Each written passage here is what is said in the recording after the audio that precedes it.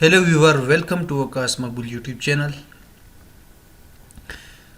इस वीडियो में मैं आपको ऑब्जेक्ट ओरिएंटेड प्रोग्रामिंग के कंसेप्ट देने जा रहा हूँ।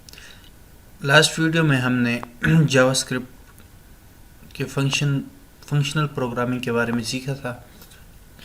उसके बाद हम अब object oriented programming in JavaScript सीखेंगे।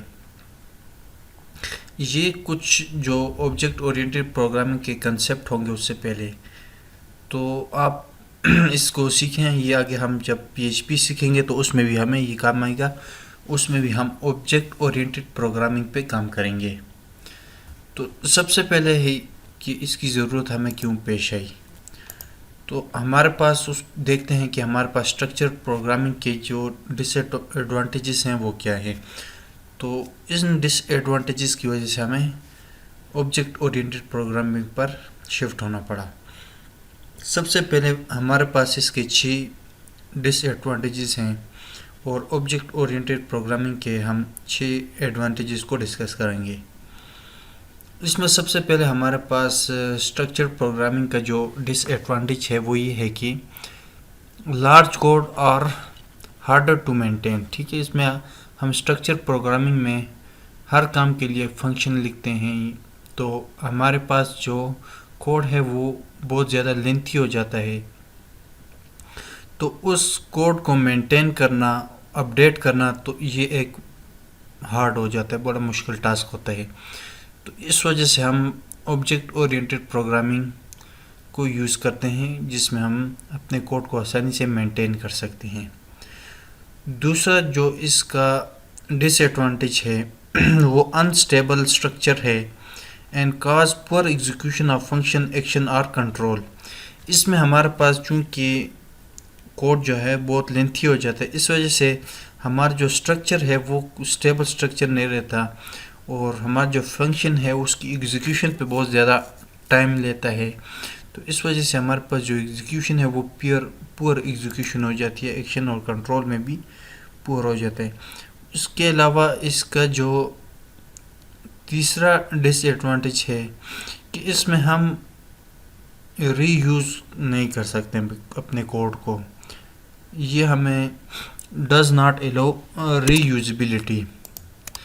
और इसका चौथा जो डिसएडवांटेज है take up more computer memory. ये हमें कंप्यूटर की बहुत ज़्यादा मेमोरी यूज़ करता है, तो ये इसका डिसएडवांटेज है।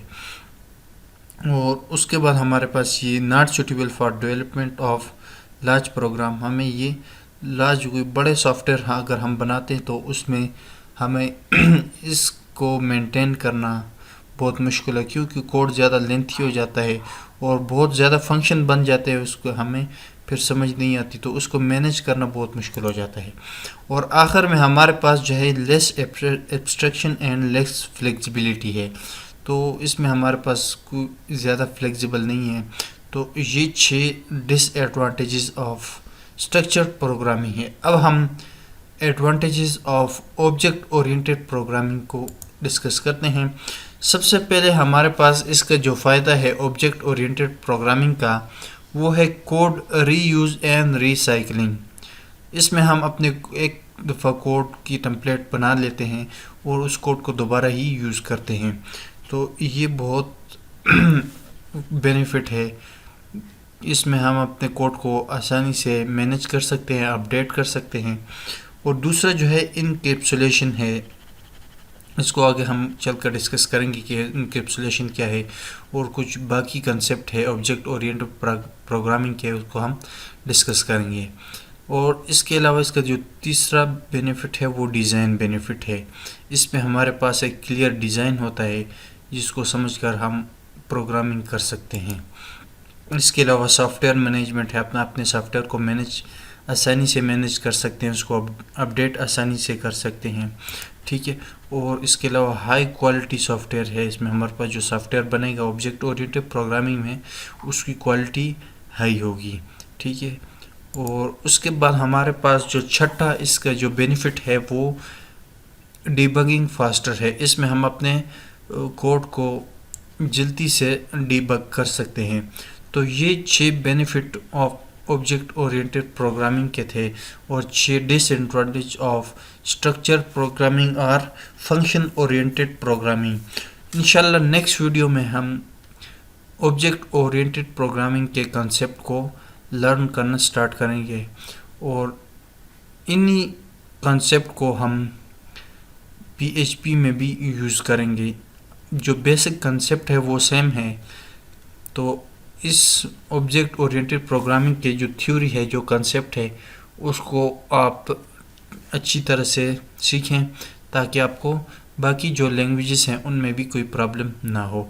तमाम जितनी भी लैंग्वेज है, जावा है, C++ है, जितनी भी ऑब्जेक्ट ओरिएंटेड प्रोग्रामिंग हैं, उनमें जो कंसेप्ट है वो सेम है, थ्योरी सेम है, लेकिन कुछ चीज़ें उनमें फिर चेंज हो जाती है, वो प्रैक्टिकल है।